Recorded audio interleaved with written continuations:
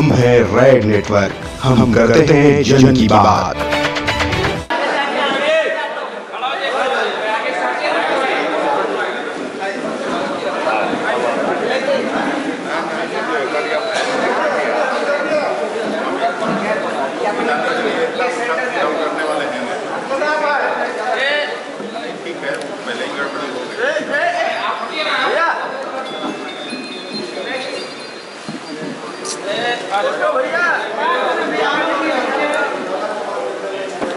ये कांग्रेस से संपर्क में थे, ये अलग बात है। जहाँ सदस्यता ग्रहण करेंगे, चाहे रैली हो चाहे अन्य काम हो, उसमें इनका पूरा सहयोग रहा है। ये चाहते थे जो पूर्णिया में जाके इनका ये समारोह, मिलन समारोह हो, जिसमें सभी लोग को वहाँ ले जाना चाहते थे, लेकिन समय अभाव के कारण या अन्य व्यवस्था के कारण नहीं हो पाया। आज ये संयोग यहाँ हुआ, तो दिल्ली में यहाँ ये समारोह करना पड़ा। मैं इनका और इनके जितने भी साथी हैं, इनका कांग्रेस में सदस्यता को दिलवाता हूँ और तहे दिल से स्वागत भी करता हूँ। अध्यक्ष जी के वक्तव्य से अपने को संबद्ध करते हुए पूरे बिहार वासियों को होली की शुभकामनाएं, बधाइयाँ और विजय बाबू जो संसद में साथ काम करने का अनुभव रहा है। इनकी माता जी कांग्रेस पार्टी की एमपी रही हैं और पूरा परिवार उनके ब्रदर इन लॉ निखिल बाबू, बहन श्यामा सिंह जी, सभी कांग्रेस पार्टी का पूरे परिवार का जुड़ाव रहा है। और सीमांचल के इलाके में इनका मजबूत व्यक्तित्व और इनके नेतृत्व क्षमता से निश्चित रूप से कांग्रेस संगठन और मजबूत होगी, ऐसा मैं मानता हूँ।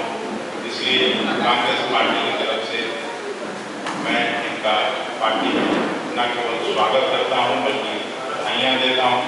आगे फिर से संसद में चुनकर आएँ, देश की सेवा करें, अपनी तरफ से इसी शुभकामनाएं।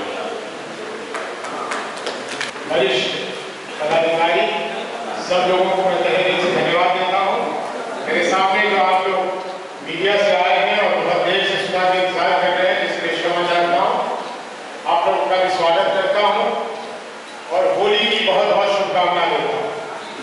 मुझे अत्यंत प्रसन्नता है कि आज हमारे अध्यक्ष जी ने और सभी लोगों ने स्वीकार किया कि मुझे कांग्रेस पार्टी में ये वापस लेंगे। ये एक तरह से मैं कहूँ तो वापस आना हुआ। विचित्र परिस्थितियों के कारण मैंने 2004 में दुख के साथ पार्टी को छोड़ा था और पूर्णिया से मैंने निर्णय किया था कि मैं निर्दलीय के रूप में लड़ूंगा। लेकिन आदरणीय स्वर्गीय श्री अटल बिहारी वाजपेयी जी ने बुलवाकर मुझसे कहा कि भाई आप बीजेपी से क्यों नहीं लड़ते, और उतने बड़े व्यक्तित्व की बात को काटना मेरे लिए संभव नहीं था।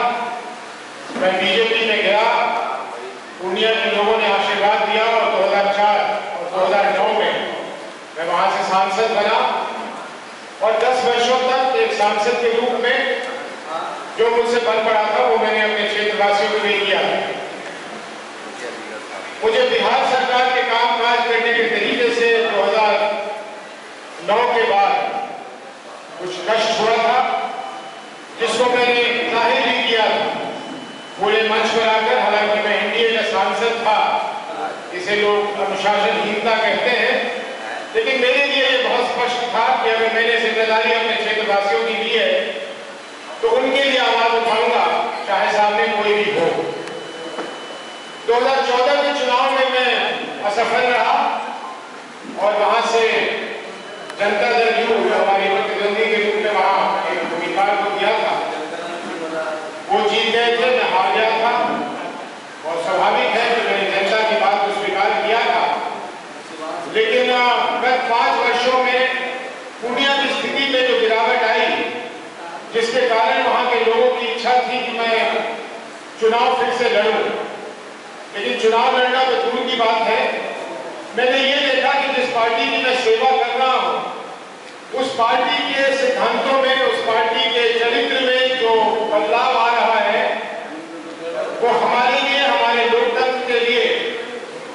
अच्छा नहीं है। और इसलिए अपने तत्कालीन पार्टी के सभी लोगों को कहकर मैंने पिछले 18 जनवरी को वहां से त्यागपत्र दे दिया। मैं कांग्रेस पार्टी के नेतृत्व के संपर्क में था, अध्यक्ष जी के संपर्क में था, और जैसा मैं पहले कह चुका हूं, मैं आभारी हूं इन लोगों का। इन लोगों ने मुझे इस योग्य समझा कि मैं फिर से कांग्रेस पार्टी में आ सकूं, अपनी सेवा दे सकूं। और मैं अध्यक्ष जी को, अखिलेश जी को, सभी लोगों को आश्वस्त करता हूं कि आने वाले दिनों में जो भी जिम्मेदारी मुझे पार्टी की तरफ से दी जाएगी, मैं अपनी पूरी क्षमता से उस जिम्मेदारी को निभाने की प्रयास करूंगा। बहुत बहुत धन्यवाद। जय हिंद।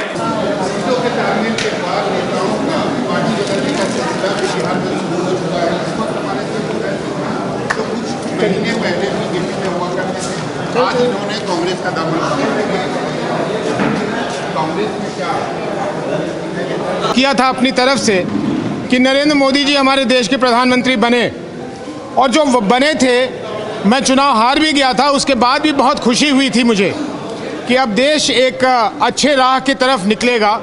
लेकिन धीरे धीरे ये स्पष्ट होने लगा कि एक खास एजेंडा के तहत ये काम कर रहे हैं, और ऐसे में घुटन महसूस होने लगी थी कि पार्टी में किसी के राय विचार नहीं होता, किसी से पूछा नहीं जाता, और जो मन में होता है एक फरमान की तरह जारी कर दी जाती है। और इन कारणों को बताते हुए अपने नेतृत्व को मैंने ये फैसला किया था कि मैं पार्टी छोड़ूंगा, और मैंने 18 जनवरी को पार्टी से त्यागपत्र दिया था। पूर्णिया से चुनाव लड़ूंगा या नहीं मालूम नहीं, लेकिन पूर्णिया में उपस्थिति मेरी 1977 से रही है, जब मेरी माँ पहली बार वहाँ चुनाव लड़ने गई थी। इसलिए पूर्णिया के लोगों से मेरा कोई राजनीतिक संबंध नहीं है, मेरा व्यक्तिगत संबंध है। अगर पार्टी ये जिम्मेदारी मुझ पे देगी तो मैं बड़े खुशी से वहाँ लड़ूंगा, लेकिन ये निर्णय पार्टी को करना है। 17 सीटों पे आपने बोला था कि 17 सीटों पे ही इस बार एनडीए में शामिल हो गई थी। क्या ये बेकारण रहा है? बहुत बड़ा कारण रहा है कि 17 सीटों पे आप जाएगा उसके सामने चलती है। Thank you. जिसने 2014 में 2 सीटें हासिल की, और नीतीश कुमार जी ने 2014 से आज तक कोई ऐसा काम नहीं किया कि लोकप्रियता बढ़ी। इसलिए मेरे समझ में नहीं आया, और मेरे जैसे हजारों कार्यकर्ताओं को समझ में नहीं आया। बीजेपी में कुछ लोग मेरी तरह बोल रहे हैं, कुछ लोग नहीं बोल रहे हैं कि क्या कारण हुआ कि मेरे पार्टी ने घुटने टेक दिए। हम लोगों ने उस पार्टी की संगठन को बहुत मजबूत किया था, और ऐसे में पार्टी को इस तरह से नतमस्तक हो जाना किसी के आगे, ये मेरे समझ से पड़े। कांग्रेस यहाँ से कितनी सीटों पर चुनाव लड़ेगी? ये मैं नहीं जानता, ये गठबंधन के नेतृत्व जानते होंगे। पप्पू जी, एक सवाल है कि आप जहाँ से अगर आपको मौका मिलता है पूर्णिया से, एक और पप्पू यादव हैं, वो भी वहीं से चुनाव लड़ेंगे, तो पूर्णिया में पप्पू फैक्टर कैसा रहेगा? ये पप्पू यादव खुद जानते हैं कि वो चुनाव कहाँ से लड़ेंगे, क्योंकि मुझे तो एक ऐसा व्यक्ति पहली बार दुनिया में मिला है जो अपने आप से भी सच नहीं बोलता। वो दूसरे से क्या सच बोलेंगे और झूठ बोलेंगे तो मालूम नहीं, लेकिन मैं उनको अच्छी तरह जानता हूँ कि वो अपने आप से ही सच नहीं बोलते। उनको भी नहीं मालूम कि वो क्या करने वाले हैं। वो पूर्णिया से चुनाव लड़ना चाहते हैं, आए मैदान में लड़े, जो भी उनके सामने होगा वो देख लेगा, कोई दिक्कत नहीं। आप देख रहे हैं रेड नेटवर्क। आपसे गुजारिश है, YouTube पर रेड नेटवर्क से जुड़ने के लिए इस सब्सक्राइब बटन पर क्लिक करें। सब्सक्राइब बटन के साथ ही घंटी बनी हुई है, उस पर जरूर क्लिक करें, ताकि जब भी हम नया वीडियो अपलोड करें आपको तुरंत इसकी जानकारी मिल जाए और आप लगातार जुड़े रहें रेड नेटवर्क के साथ।